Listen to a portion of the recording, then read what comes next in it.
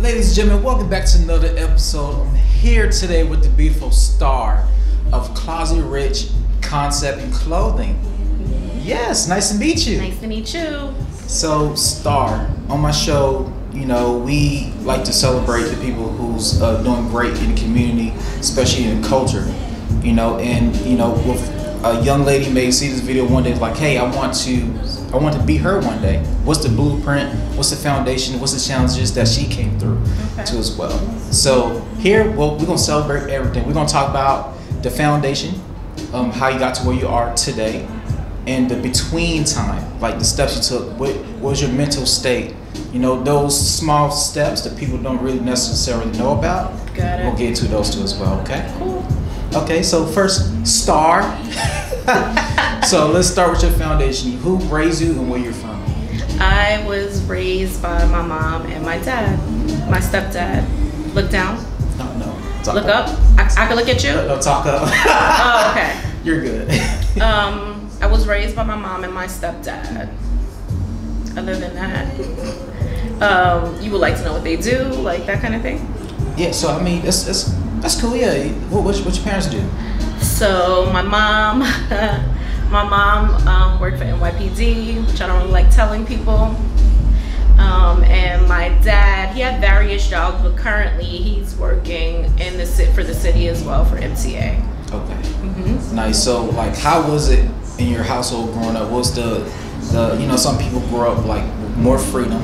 Since you're a girl, I'm not sure how the freedom part was, but for me, we was like more free to do what we want because we are guys. So what was like the structure of how everything works? Was it like, hey, your mom, your dad, and everybody had to sit and eat at the family household, like together at the family table, or did everybody eat separate in separate rooms? How was that part? So surprisingly, my mom had me really young. She had me at 19. And most of the time when you hear of a young mother, you think you have a little bit more freedom. That was not the case. My mom was super strict. We could not go sleep at other people's houses. That was not allowed unless it was tight, close family. And still certain family members, we weren't allowed to sleep there either. She didn't play that. She didn't play that at all. She had a really traumatic upbringing, and she wanted her kids to be super safe, which I understand. I didn't understand it then, but now I understand it as a grown woman. What else you asked me? Keep going. So my dad. So background. Super traditional. We ate food with each other, dinner with each other almost every night, unless my dad was working late. But my mom, prior to her being a cop, she was working in corporate, and it was 9 to 5. So she was dropping us to school, picking us up after work, and then dinner. So it was super traditional. But yeah. Okay, so is it like here in New York? There's a lot of cultures. Mm-hmm. Right. So are you mixed with anything, or are you straight like? People always think I'm mixed. I'm not. Okay. My mom is Black American, and so is my dad. Okay. Perfect. So with you growing up, you're growing up in a strong traditional household. Who kind of introduced you to the art of clothing? Neither of them. I think New York introduced me to that. Explain. I don't have a fashion background. I didn't go to school for fashion. I actually went to school for English literature. Actually, at first I was in school. I wanted to be a teacher. My mom was like, "You're not gonna make enough money being a teacher. Teachers deserve to get more," and they don't. So I don't want to say she 86'd it, but she kind of did. What's 80? What you mean 86? Like canceled it out. Like she was like, yeah, like I like that you want to help people and teach people things, but she was like, I don't feel like teachers get the pay that they deserve, and you deserve more than that. So she was like, can you go back to the drawing board? So I was like, damn, okay, I guess. Right. So I was like a liberal arts major for a minute, and then ended up my major was English literature. That's what I decided on, but I never fully completed school. I got my associates, but I never got my bachelor's. What else? So yeah, I never went to school for fashion, but growing up, I loved it. I was always obsessed, no matter what it was, whether it was expensive, not expensive, it didn't matter to me. And from people that were around me, I would always hear oh my God, you look nice, and I just didn't pay it any attention. It wasn't that big of a deal to me.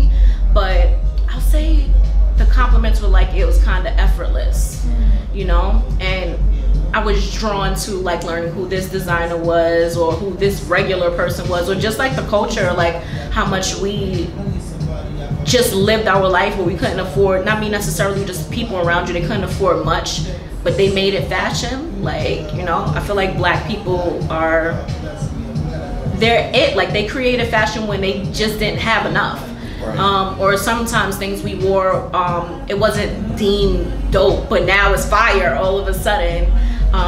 And it was something that was super cheap. Like we used to get made fun of for wearing like long nails, and now you see the Kylie Jenners and whoever else emulating and imitating that, you know, the things that we thought was just normal, regular, the things that we could afford. So that's how I got into it. It was no like real structured kind of thing, and I kind of was trying to avoid it, but I feel like it's something that I gravitated towards naturally, if that makes any sense. Like I like this, or I get complimented on certain pieces humbly, and or I just think I'm just dressing regular, and people are like, oh my God, stopping me in the street for normal things. So that's kind of how I got into it, if that makes any sense. Nice. So the culture of New York City. That's the answer. So me being here, I'm the guy who's walking out the house with the gym shorts, some slides, and a hoodie, and that's it. That's our fashion where we from. That's anyway. That's just a chill, a comfortable feeling, right? But New York, similar like Atlanta, you go to a mall just for a t-shirt, but you're decked out. Yeah. Here in New York, the jeans to fit inside, but also there's like the flamboyant stuff, especially on like the Soho side, I believe. Yeah. So like, what you think? Who you think actually can start the art part of fashion in New York, and who do you look up to in New York? Who can start the art? Who started it, the whole creative artsy world, and who do you look up to? I don't think it's anybody necessarily who started. Like I said, it can be a regular person.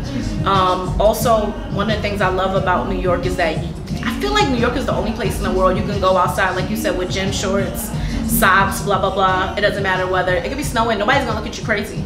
Like you can literally be yourself here. So I can't answer who started it, you know what I mean? Every borough is different. Like every borough has their vibe, and they have something that's dope about them. Like Harlem, Brooklyn, like you can tell the difference between How do you know the difference between the Harlem and Brooklyn? I grew up here, so it's hard for me to tell you how I would know, but I can see like 4 women and I know where they're from, like what borough they're from, like automatically. Like you know this girl's from Brooklyn, like, and I can't tell you what it is. It's not like this girl is pretty or this girl is not that. It's a vibe, it's a feeling. You just know. It's language, the way that people speak to sometimes. Like yo, you know she's from Harlem. Sound the same. It's not. You're saying it because you're from the South. Like, nah, it's not all the same. It's definitely different. It's definitely different. People always think I'm from Harlem, which is a vibe. I'm not mad at that. But I'm like, I love Brooklyn so much. So I'm like, nah. Okay, so you started your fashion world, right? So once you figure out you want to do fashion, you want to make clothing, you want to own a clothing store. What was the first thing that went through your mind, and how, and like what was the how concept and the why concept? I know the why, but what's the how concept? The how concept to why I would want to open a store? Or actually, how did you do it? Okay, so it was a lot. I'm always open with people because people see the store and they're like, oh, it smells good, it looks nice, it's pretty in here. They see you take pictures, you put it on social media. And I don't want to say they think it's easy, but they think it's easier than what it really is. So it was a lot of steps. Obviously, the first thing that I thought was that I was scared because I'm branching out on my own, like I'm my own boss per se, and that's scary because no one puts you in check. So yeah, it's scary. Besides that, it was just a lot of factors, like you gotta make sure your credit is good. You have to make sure that you would be the only person. It's like I'm kind of like a one-man show, if that makes any sense. So I knew all of that, but like getting into it, it's a whole nother ball game. Like it's a lot of responsibility, which I accept and I'm grateful for, but it's tough, you know, but it's cool and it's also rewarding. It's passionate, like I'm passionate about it, so it's good. Nice. Yeah. So what's the first step that you took to, like from the business side? Okay, what was the opening of the business? You know, the first thing I did was start saving money. Okay. To keep it a buck. Once I knew I wanted to do it, like I've said it forever, ever in my head. It was always a personal goal of mine, but I was like, all right, I gotta save money. That was the first thing. Nice. So save money. Then next is like basically, did you write down your vision of what you wanted to do, or did you kind of like, I'm gonna just wing it? No. I'm very like organized, and I'm big on writing things down and speaking into existence and kind of speaking like it's mine already. Okay, so you know, with businesses, there's LLCs, there's S corps, there's sole proprietors. You know, so which route did you take in the business side, and why? So I got my LLC first. Okay. And something I would advise is that I was working some intense hours at my old job, and it does get tough trying to do what you love. But once I was doing that for a couple of years, I'm like, listen, where's this going? So I started saving money, and then I got my LLC. On my off days or after work, I made sure I put some time to the side to make sure I, you know, paid attention to myself and started working on my passion. So saving money, then I got my LLC. After my LLC, I went through a freaking tortuous like process to get my brand trademarked. That was tough. Explain the trademarking process. It's annoying as hell. That's what it is.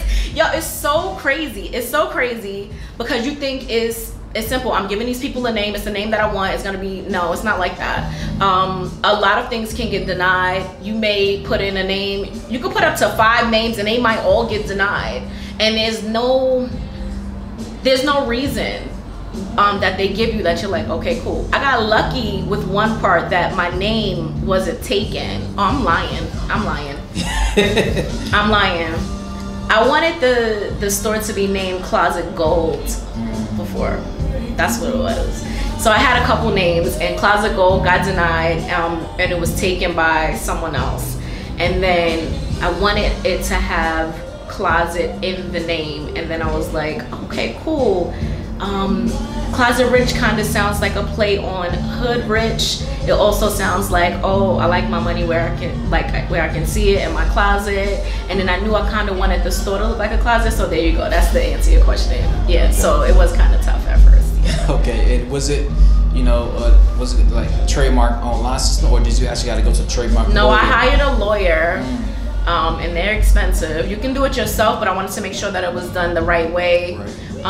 And she was extremely helpful. She was a Black lawyer too. She's so dope. So yeah, I think I answered that. Okay, yes you did. So after you do that, right? So you got your trademark, got your branding. So no one can't steal your logos. They can't steal your name. There's stipulations to that. What? So yeah, what's crazy is you get your trademark and people feel like that's the end all do all, right. And that's not what it is. So technically speaking, if somebody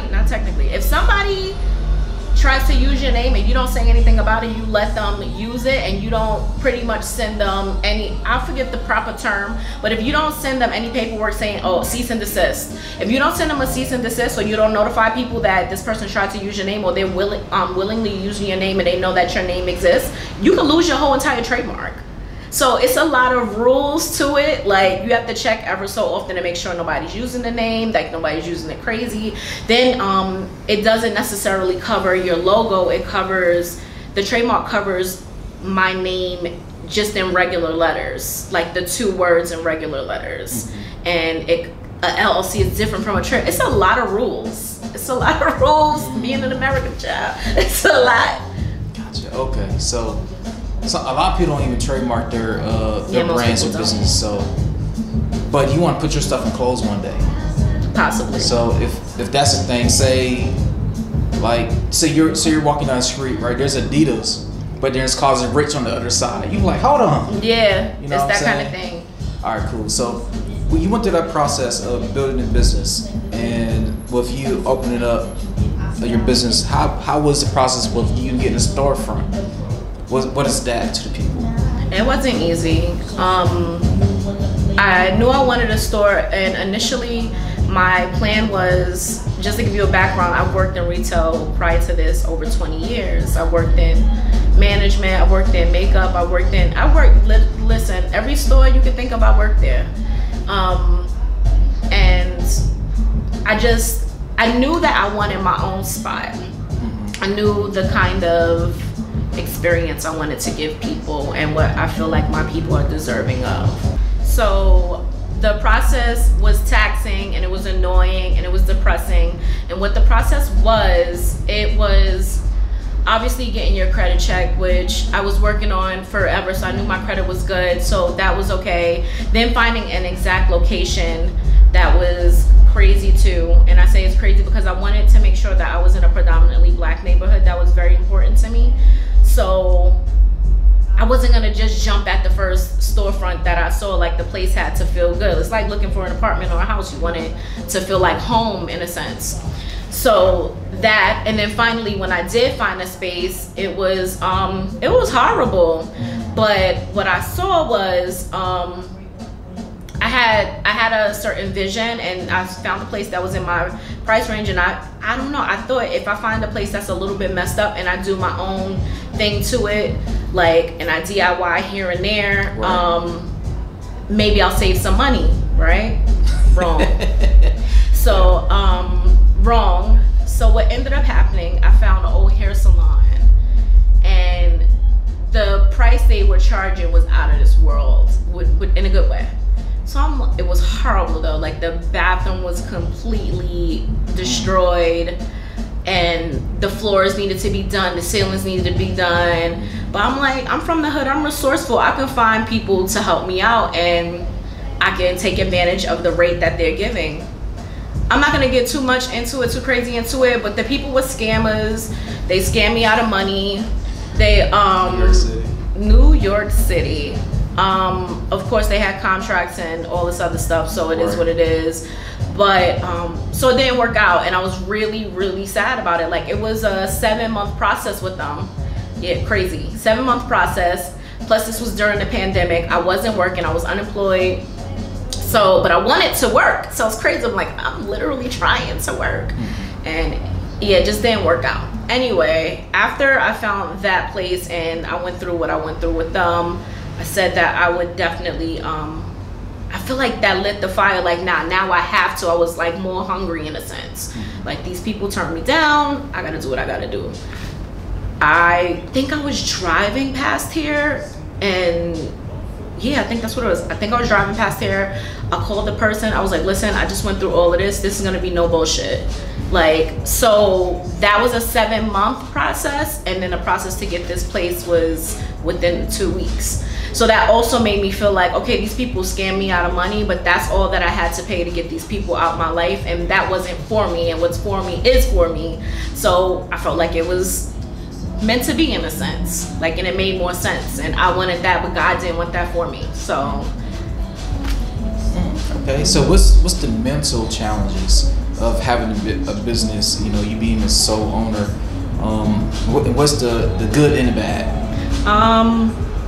It's tough because not every day is busy, and I'm a Capricorn. I'm mad goal oriented, I'm super ambitious, and I'm very organized, just speaking of me personally. So when things don't go my way, I'm like, dang, like, you know, you're speaking down on yourself. And I know they say, like, you got to put 10 years in the game before you're like official, and I'm open, but once you're going through that, that's tough, man. Like, it's one thing to say that and agree to it, but then to actually be going through the thick of it is absolutely hard. So that's a con. I'll give you a pro. A pro is that I am my own boss, you know? I don't have to answer to anyone.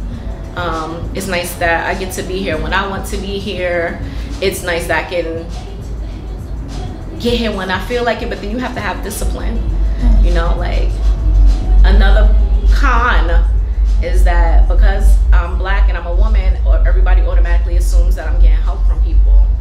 And I've noticed that a lot of men say that too, like, oh, this is you and your husband's business, and it's like, no, it's not. Like, I did it by myself, you know? And it's not that he couldn't help. It was like, I wanted to do something for myself. This was my dream. It wasn't his, you know? So it's just the automatic, like, just because I'm a woman, like, how did you do this?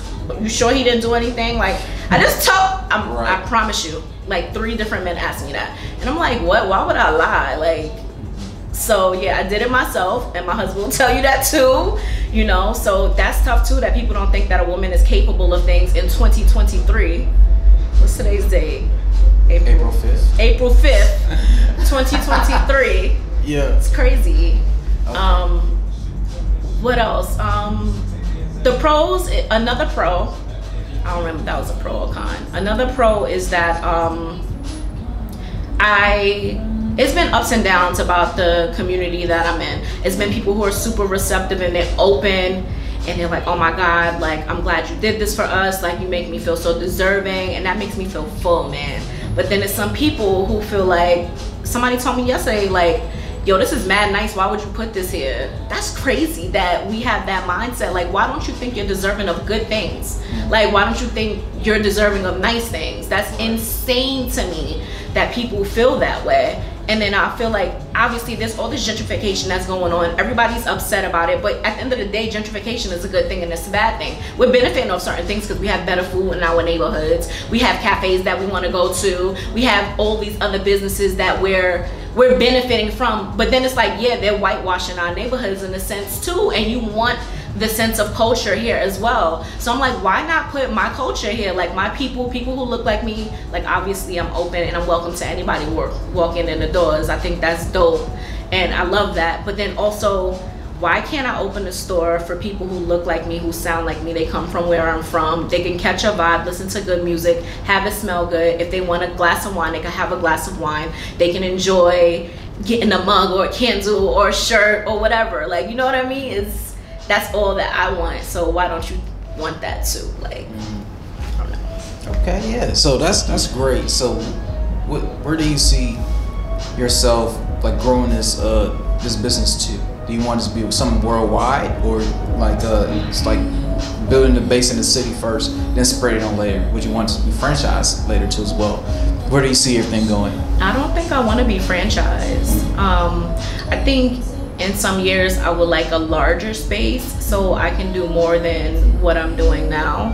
At this time, like, it's clothing and concepts. Sometimes it's a small place for intimate things. I've booked this space for like a sewing class before. I booked it for small pop-up shops. I booked it for things like that, and I think that's dope. But if I want to do that on a larger scale, it definitely would have to be a bigger space. It can't be here. My dream would be to own a building and do exactly what I want and not have to answer to anyone.